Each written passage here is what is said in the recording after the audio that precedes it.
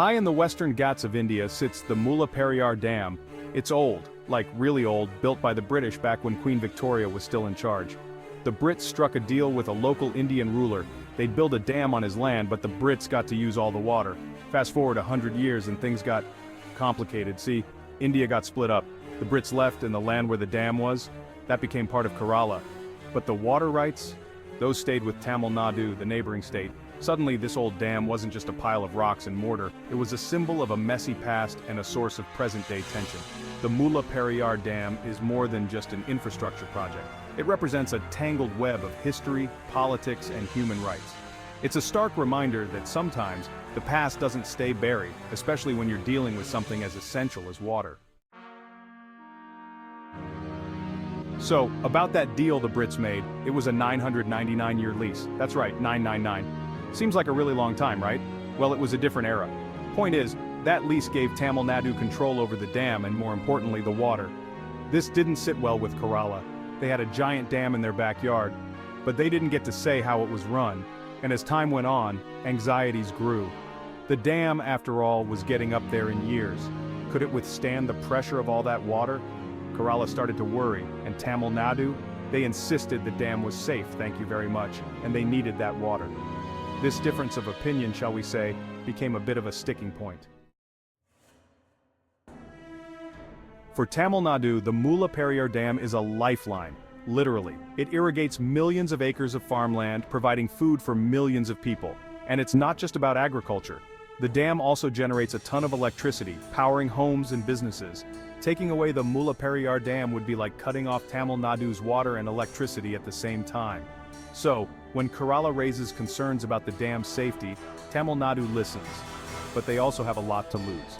They argue that any talk of decommissioning the dam is a non-starter. They need that water, they need that power, and they believe the dam can be made safe.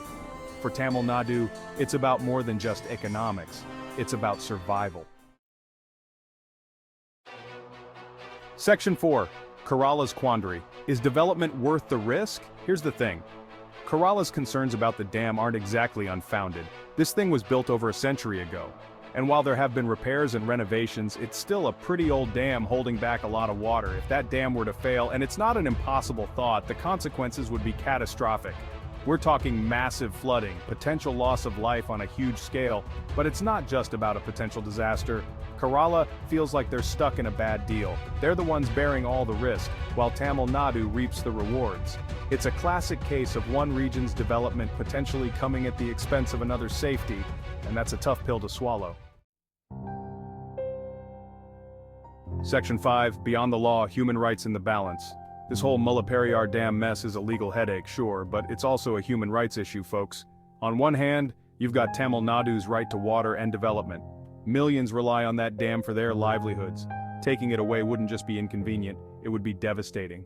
But then there's Kerala, staring down the barrel of a potential environmental catastrophe.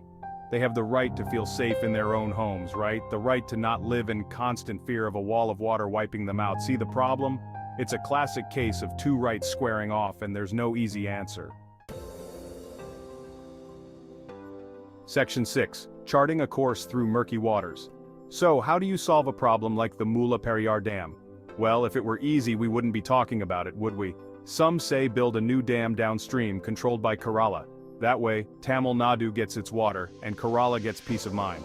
Sounds good, right? Except it's crazy expensive, and would take years to build. Others say, just strengthen the existing dam, make it super duper safe. Problem is, trust is in short supply.